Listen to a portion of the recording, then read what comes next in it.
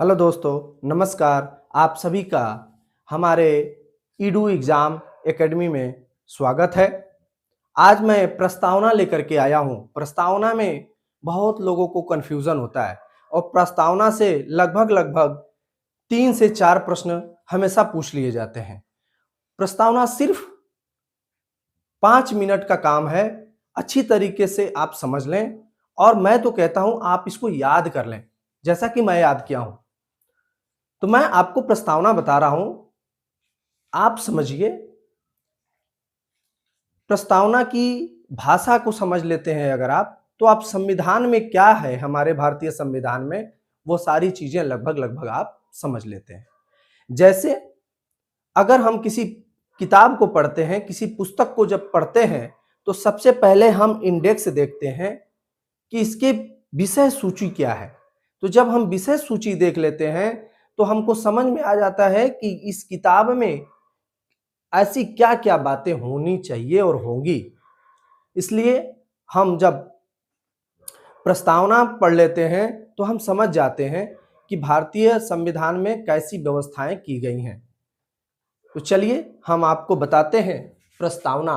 अच्छा, प्रस्तावना को हम उद्देशिका भी कहते हैं।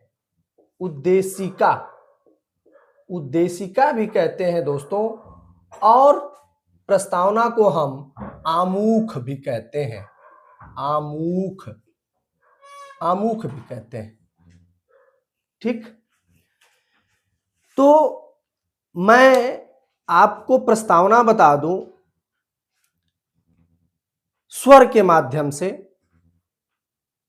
हम भारत के लोग भारत को एक संपूर्ण प्रभुत्व संपन्न समाजवादी धर्मनिरपेक्ष लोकतांत्रिक गणराज्य बनाने के लिए और इसके समस्त नागरिकों को सामाजिक, आर्थिक और राजनीतिक न्याय, विचार, अभिव्यक्ति, धर्म, उपासना की स्वतंत्रता, प्रतिष्ठा और अवसर की समता प्राप्त कराने के लिए तथा व्यक्ति की गरिमा और राष्ट्र की एकता, अखंडता सुनिश्चित करने वाला बंधुत्व बढ़ाने के लिए दृढ़ संकल्पित होकर अपनी इस संविधान सभा में आज दिनांक 26 नवंबर 1949 को एतद द्वारा इस संविधान को अंगीकृत,